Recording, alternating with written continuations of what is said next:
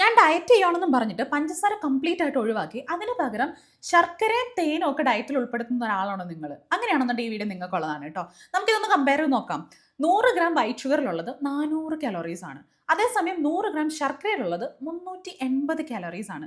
ഇനി തേനിലാണെങ്കിലോ 320 കാലറീസ്. വലിയ വ്യത്യാസമൊന്നും ഇല്ല അല്ലേ? ഇനി ഇതിന്റെ ഇമ്പാക്ട് വെയിറ്റ് ലോസിൽ എങ്ങനെയാണ് നമുക്ക് അറിയേണ്ടത്? നമുക്ക് ഇതിന്റെ GI ഒന്ന് ചെക്ക് ചെയ്ത് നോക്കാം. ഗ്ലൈക്കമിക് ഇൻഡെക്സ്, അതായത് കൂടുതൽ ഗ്ലൈക്കമിക് ഇൻഡെക്സ് ഉള്ള ഭക്ഷണമാണെന്നുണ്ടെങ്കിൽ കൂടുതൽ ബ്ലഡ് ഷുഗർ സ്പൈക്സ് ഉണ്ടാക്കും. അപ്പോൾ കൂടുതൽ ഫാറ്റ് സ്റ്റോർ ചെയ്യപ്പെടും. അപ്പോൾ വൈറ്റ് ഷുഗറിന്റെ GI എത്രയാണെന്ന് അറിയോ? 65. ഇനി അതേസമയം നമ്മുടെ ശർക്കരേന്റെ GI എത്രയാണെന്നറിയോ? 84. അതായത് വൈറ്റ് ഷുഗറിനെ കഴിഞ്ഞും കൂടുതലാണ്. ഇനി ഹണി ആണെങ്കിലോ 58 തൊട്ട് 80 വരെ. ഏത് ടൈപ്പ് ഹണിയാണ് ഉപയോഗിക്കുന്നത് എന്നതിന്റെ മേലെ ഡിപ്പെൻഡഡ് ആണ്. അപ്പൊ ഗ്ലൈക്കമിക് ഇൻഡെക്സ് നോക്കുമ്പോൾ ജാഗരയാണ് വൈറ്റ് ഷുഗറിനെ കഴിഞ്ഞ് കൂടുതൽ GI ഉള്ളത്. അപ്പൊ നിങ്ങൾ വെയിറ്റ് കുറയ്ക്കാൻ നോക്കുന്നുണ്ടെങ്കിൽ ഷുഗറിന് പകരം ജാഗരിയോ ഹണിയോ കഴിച്ചുകൊണ്ട് ഒരു റിസൾട്ടും ഉണ്ടാകാൻ പോകുന്നില്ല.